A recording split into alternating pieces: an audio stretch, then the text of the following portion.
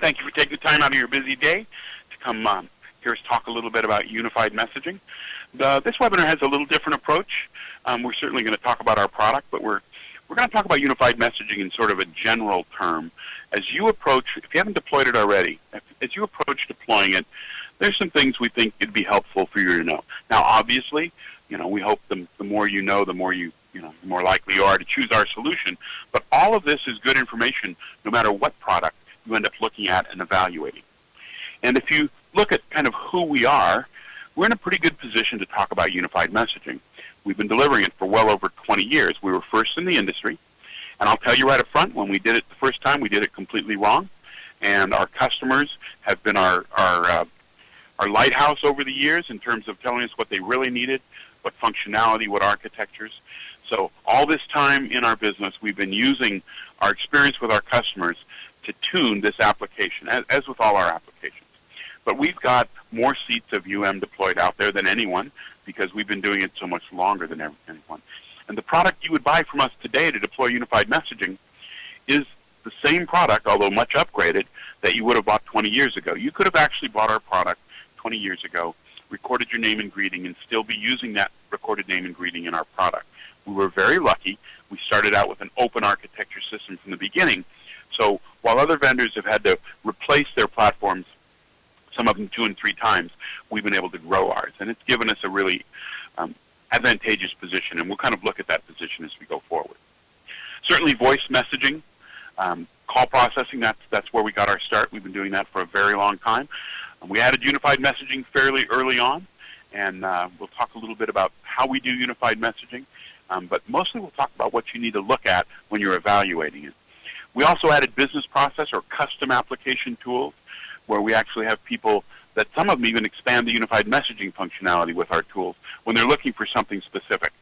And then for the last 15 years, we've been doing speech recognition and the personal assistant sort of find me, follow me functionality that is very interesting today. And I think if you're going to look at attending another one of our webinars, getting one of the webinars that we do on Atom would be a valuable use of almost everybody's time, because it's very different. It's new functionality that if you don't hear it from us, you're not likely to hear it for a number of years. So if we look at ourselves in the industry, and it sounds like we're patting ourselves on the back a bit, I suppose if we are, but the industry backs us in that. There's any number of reports out there from the big names that talk about what our position is in the market, number of awards we've won. All this is on our website. You can go look at. Gartner actually points us out by name as the best-of-breed unified messaging and personal assistant solution. When they talk about you could buy a suite of products from anyone else, but what you really should do for unified messaging is go to AVST. And then we've been recognized as the most feature-rich by a number of people as well. It isn't just unified messaging. We do a pretty good job of talking to our customers after they choose to buy from us and after they get installed. And we say, so what was the decision process? Why did you decide to go with our product? What things were important to you? Obviously, like any company, we have a limited amount of money for research and development. We want to make sure we're putting it in the right place.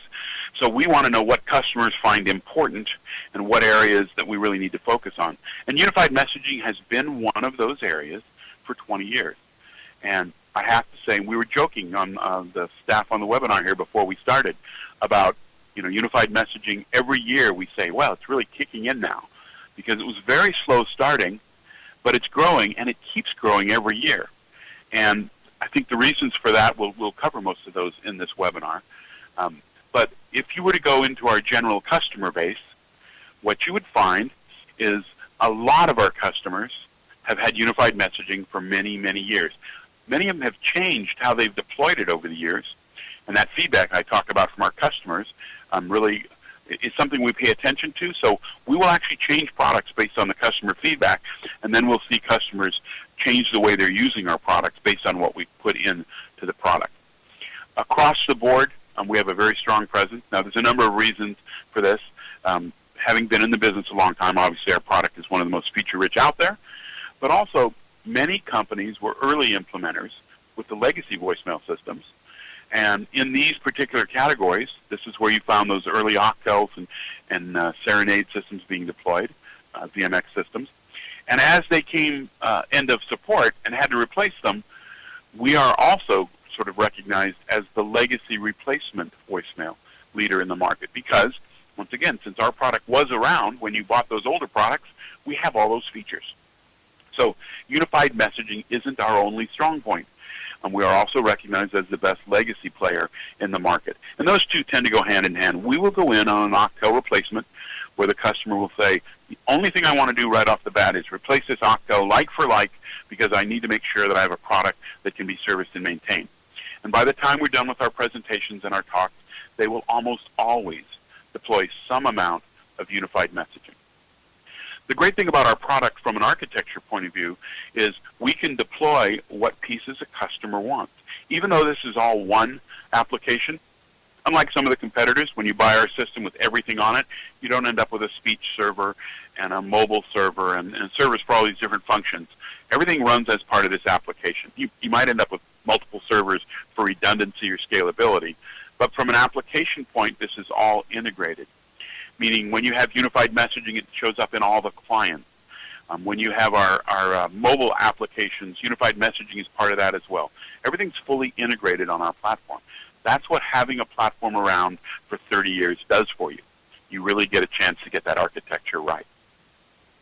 Now, when time comes to talk about unified communications, it's a good news, bad news story. And the bad news is, and you can go out in the press, and this is last year's survey from Information Week, and what they found is a lot of people have taken a shot at UC, but it's not been all that successful in every case. And there's a number of reasons for that. Connectivity is difficult in some cases. Getting your employees to change the way they work, to use some of these new solutions is very, very difficult. So there's caution out there as people look at deploying unified communications in general. Nobody just wants to go out and buy this stuff. They really spend some time looking at how it works, what it does, and they need to be convinced that there's a gain, a material gain for them to do that. So in another study, what people looked at is for those people who have deployed unified communication application solutions in general, which ones have they been happy with? Which ones have they seen afterwards, maybe 1 quarter afterwards or half a year afterwards, they go back and they say, okay, we spent this money, what did we get? And at the very top of the list in terms of satisfaction is unified messaging. Now, unified messaging is also one of the most robust and aged technologies here, so that means the vendors have had a chance to really figure out how to do it well, which I think helps. But the truth is, it does solve a demonstrable need for customers. As mobility increases, unified messaging demand increases with that as well. So what you'll find, I think, with unified messaging is this is probably one of the safest places to spend your UC dollars. Now, to look at unified messaging itself kind of from the highest level, from our point of view, and I think most vendors would agree, unified messaging is a solution that lets your users process all their messages from one client. Not one device, because there's many devices a client might want to use during the day, but if I'm at my computer and I'm looking at my email screen, I want all my messages there. If I'm on my mobile phone, I want all my messages there. If I have to go somewhere and log in on a web application, an internet cafe, I want all my messages there. So not only having them all there for convenience, but having them there so I can be more responsive to my customers. So I'm leveraging all the functionality that I've put in my email environment with all my other message types. And that's the goal for unified messaging. Now, when you, like a vendor like us, and you start out to do this, first thing you have to figure out is, how do I do this in all these different environments? Because while there are 3 or 4 dominant players in the groupware and email environment, they represent a large percent of the market, but not all of the market. If I kind of refer back to that architecture slide that we had back a while ago, we have an interoperability layer that lets us build connectors to things, and it gives us a real advantage in the market. As an example, if you're an Exchange customer today, and you've decided over the next year to move all your users to Office 365, well, we can connect to both those. That's not even a challenge for us. So you can move your users a few at a time. If you're a Notes customer and you've decided to move to Gmail, same type of thing. If you buy a new company, and while you're on Exchange, they're on Lotus Notes, and it's going to take you a year to get that infrastructure all settled down, you can go ahead and connect this one CX system to both of those and move the users back and forth as you need to be. So basically, the flexibility of our product says, we've got you covered with what you have today, and we're not going to limit you as you go forward. There's more movement now in groupware and email than there has been since the solution started. And the reason is the cloud. A lot of people are looking at the cloud. And the cloud has people who've been, had a single type of email environment for 10 or 15 years now thinking seriously about changing it. And sometimes it's a simple change, like moving Microsoft Exchange out into the cloud with Office 365. And I say simple, but obviously that is complex on its own as well. But sometimes it's a much more drastic change, like taking out maybe an older legacy email system and moving to something in the cloud like Gmail or Office.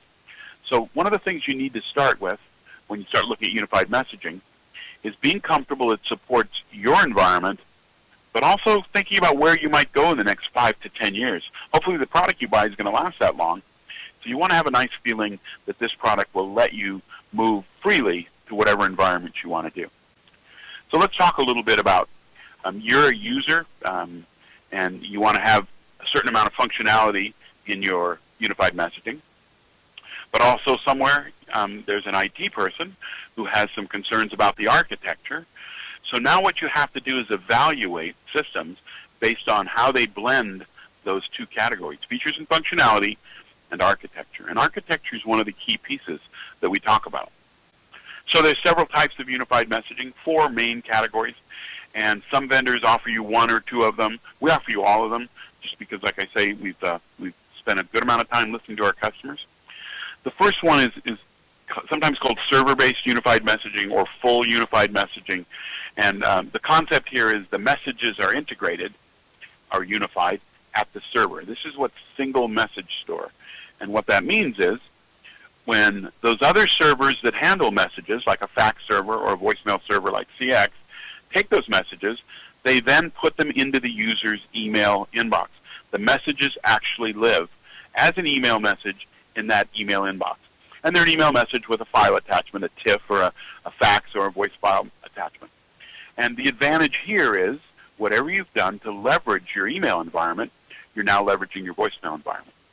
So now in your client, when you see a voice message, if you have put in one of our forms like you can see on the screen here, you've got a player bar in the preview pane and a nice player that lets you move back and forth between playing the messages over the phone or over your PC speakers. You can type comments in about the messages to help you process the message later. So this is a very full-featured implementation. If you have a laptop and you're set up for cached mode or replication in notes, when you take that machine off your network, you'll still have your messages with you, both your email messages and your voicemail messages. So things like, doing all your message processing while you're sitting in a plane and then going back online when you get to the hotel and syncing everything up becomes possible. Outlook Web Access, iNotes, whatever type of web server you have to give your users access to email messages, now get the email messages or the voicemail messages as well from the same client. Makes it very easy to stay on top of your current message status. And then, of course, the mobile client piece. If you're using a BlackBerry Enterprise server, Exchange ActiveSync, good technologies, any one of those to push your email messages out to your users' mobile clients, they will now get their voice messages as well. So a very full-featured solution. And as we'll see, there's nothing wrong with this function at all. What there is some concern over the message store. And we'll talk about that when we look at all these different types of unified messaging. Now, this is actually the same type of unified messaging we do in the cloud. For us, the only difference is how we can communicate with those servers out in the cloud. Different protocols are used. But the same concept, we can put those messages into the user's mailbox, even though they're out in the cloud, and they can get them from all the same kind of clients. If you think about using whatever you're using to get to your Office 365 or your Gmail, you will now have a copy of that voice message there. So from our point of view, there's very little difference, just a slight difference in the protocols we have to use to communicate with something outside the firewall. The second type is called client unified messaging because the messages actually get unified at a client level, meaning email messages stay on the email server, voicemail and fax sometimes stay on the voicemail server. So if you look at what's happening here, is you're going to the email client and building a connection You already have a connection to your email server. Now you're building another connection back to your voicemail server. CX, or your voicemail server, becomes kind of an IMAP message store. And now in a separate folder, you now can see your messages, your voice messages. You can still play them over the phone, play them over the speakers. You can even drag them into folders and have them moved into your email system. But basically the messages stay on the CX system. Now for somebody who works a normal day where they come into work at 8:30 and work all day and work at their desk primarily, they're not mobile, they don't work from home, this is a perfectly fine method for unified messaging because they work at their computer. It's very rare for them to need anything when they're not logged into their computer, and this does a fantastic job for that.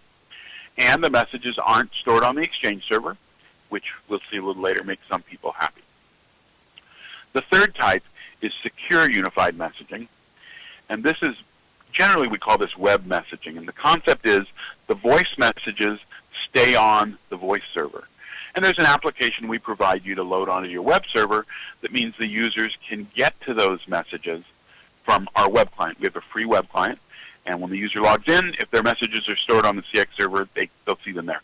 They can play them over the phone, they can play them over their speakers, they can forward them to other users on the system, they can delete them and save them. They can't get them out of the system. There's no file attachment save, there's no forwarding them to an email address. So because they're locked down basically from the, you have the same functionalities you have from the telephone interface, because of that it's typically called secure unified messaging. We actually play that message across the wire, streaming it such that there's no cache copy or any way for a user to get to the message. A lot of people like this for that security feature, and a lot of IT departments like it because it's very easy to deploy. There's no forms or no touching the remote workstations at all. You simply enable our web application, and it's set and ready to go. This web application, even when it's not used for unified messaging, very handy for the users to have. Things like maintaining their personal distribution list, changing their greetings. If they've forgotten their password, there's a way they can reset their password from this web app, even though they don't know what it is anymore. So from a help desk point of view, the Web Phone Manager application is something you should always consider deploying. Now the last type, oh, by the way, the first two types require a license. If you're going to store your message and get it from an email client, then the user has to have a UM license. But this type and the next type do not require a license. Now that I think about it, perhaps that's another reason this one is so popular. We don't license user mailboxes, and we don't license this version of UM, so you can have free UM for all your users in this particular version. Now the next version is different than the others in one particular way, and that is it ends up giving the user 2 copies of the message. So this is simply our notification application we have, which can send the user an email message saying, hey, you have a new voicemail message. And then in that message there can be links to get to Web Phone Manager, phone numbers to call, etc. But as an option, it can also be set up so a copy of that voice message is an attachment to that email.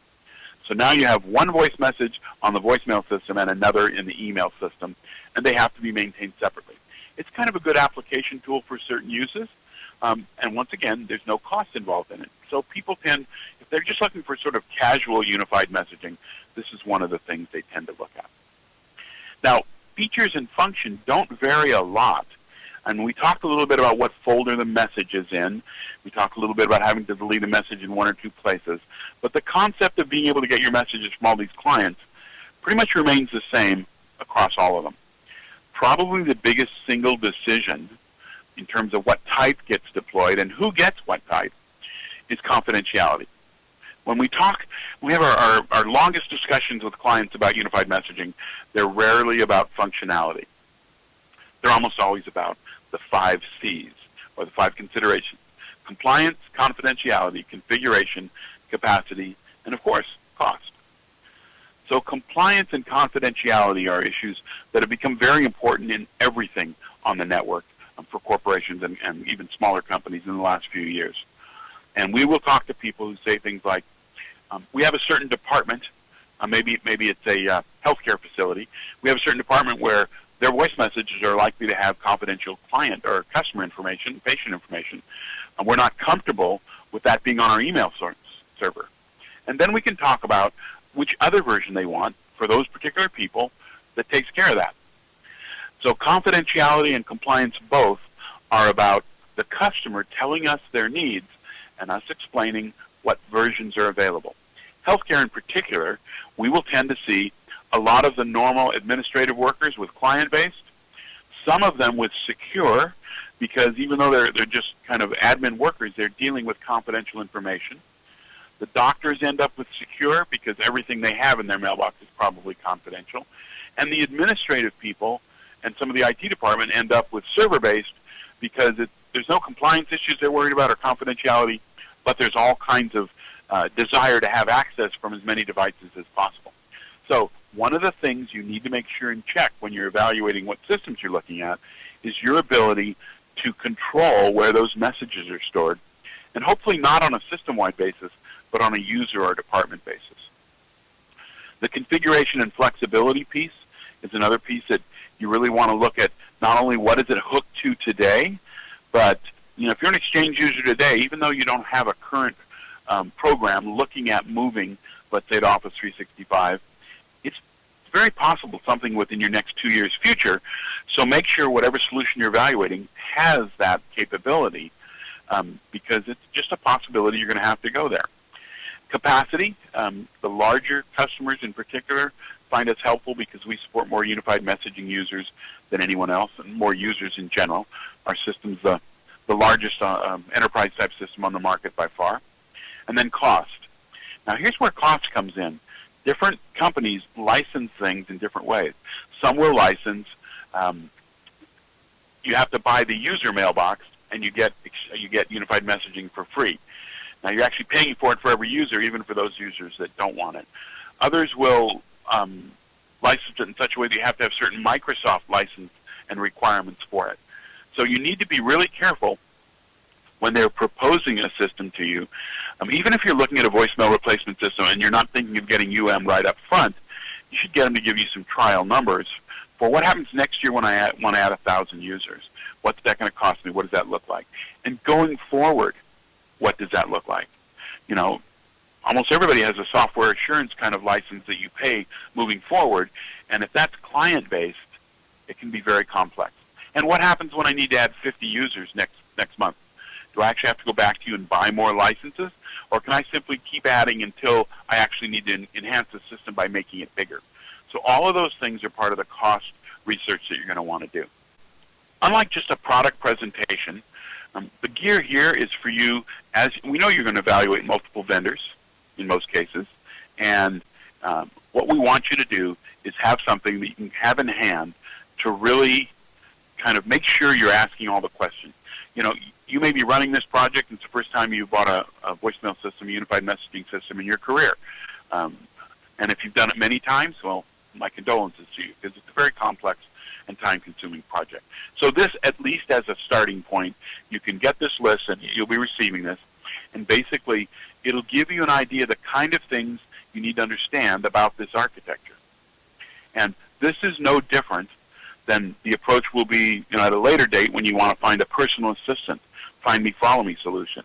It's going to be the same thing. You need to understand what's out there, what's in the industry, how it works, and not just be satisfied seeing a PowerPoint presentation with three bullet points telling you what you're going to get. You have to dig a little deeper. That's why unified communications is hard. When you start talking about tying two products together, the only one who's really concerned about that combination of what both products do is you. You got like us on one side, and then you have maybe your Exchange people on the other side. It takes a lot of work to make sure that hookup goes correctly.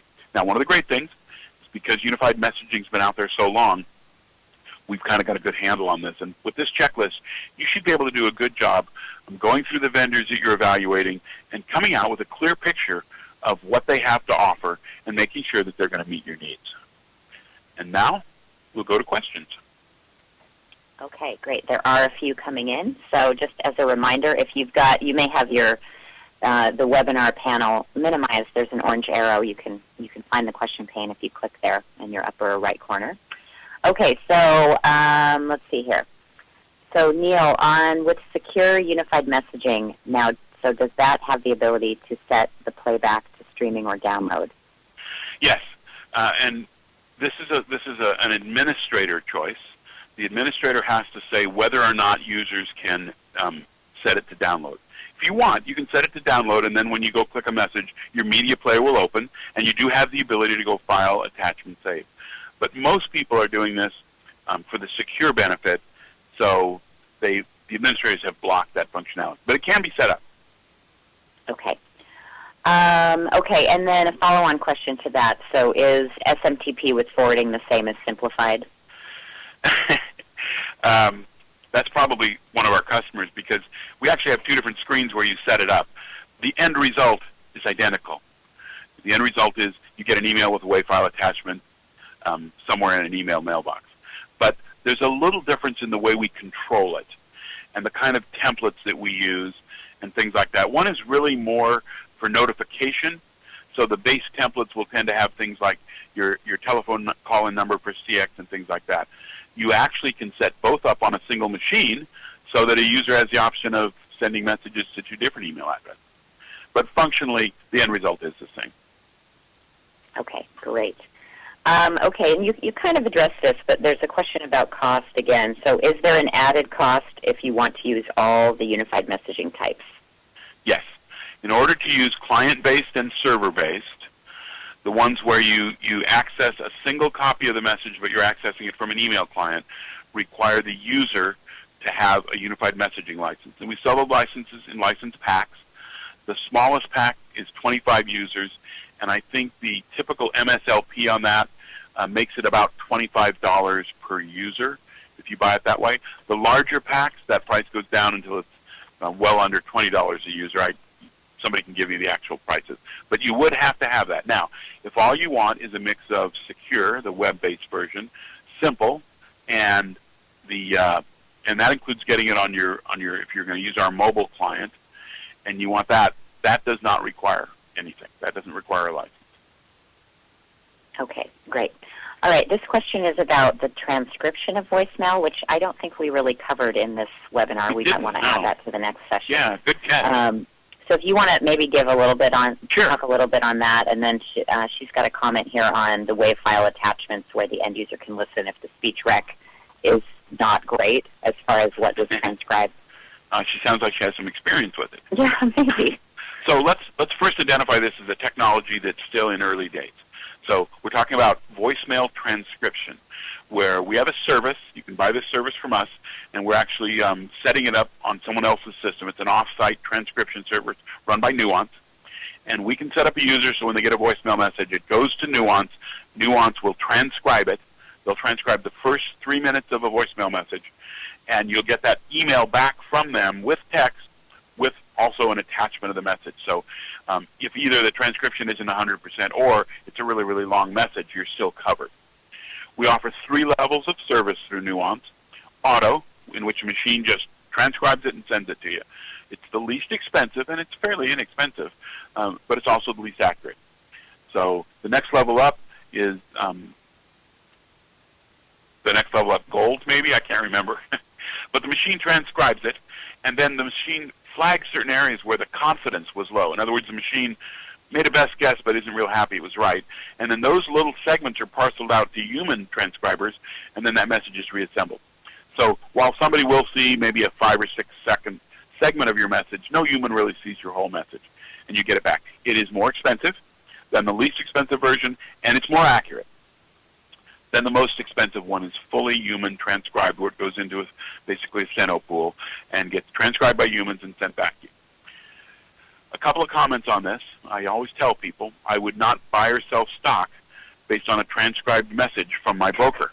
It's just not guaranteed that accurate. And you really need to play around with it a little to make sure it meets your needs. Now, if you're somebody that sits in meetings all day and you want to see the general gist of the voice messages coming through to you, it's a good tool for that. If you have people dictating orders to you in voicemail and you want to take that and use it for order entry, I'm thinking you don't want to go there. So spend a little time evaluating what the quality is. But I have to say, for a lot of us, the least expensive version really meets our needs, where I can kind of get a feeling from looking at it what that message is about. And that might tell you whether you need to step out from a meeting or, interrupt whatever you're doing to handle that message. So it's a good tool. You just have to understand, that it comes with some limitations. Okay, thanks, Neil. Okay, well, that actually looks like it wraps up the question time. I don't see any more coming in here. And so I just want to thank everyone again for taking the time to send in questions. And you can always, actually, there is one more. Hold on. I should have given it a little bit longer there. Okay, what is your best guidance to convince older owners or managers to go with UM? There's a bunch of ways to approach that. One of the ways might be to have one of our people, one of our dealer people who's got a lot of experience come in, and they can not only explain all the ins and outs, but they can give you references. References are one of the absolute best things, because that's really, they're concerned about whether it gets used or not. Let us show you a company. We have so many UM references, we can show you a reference in your industry, of your size, and probably right in your area. So that's one good approach. The other approach is the consultant approach, where things like get the Gartner report, which not only says UM is the successful part of UC right now, but it will also tell you that we're the ones that you should really go with because of all the reasons we talked about. So you need both. I think you need a mix. You need some references, and then you need somebody who can really talk knowledgeably about how it gets deployed. Okay. There is another question. Here we go. I guess everyone was just shy at the beginning there. How do you do managed SMDI? Is that via voicemail servers? I'm sorry, there may be a typo in the question. I'm misunderstanding the grammar there. Yeah, I'm not sure what they're asking. Yeah, we'll take that one offline. Yeah. Okay. So thanks again for taking the time to join us. Neil, do you have any closing words? I just echo your thanks. We know it's hard to take time out of the day. Hopefully you found this useful. Any more questions come up, be sure to get in touch with us one way or another. We are always happy to talk about our product. So thank you. Okay, thanks again, everyone. Have a great day.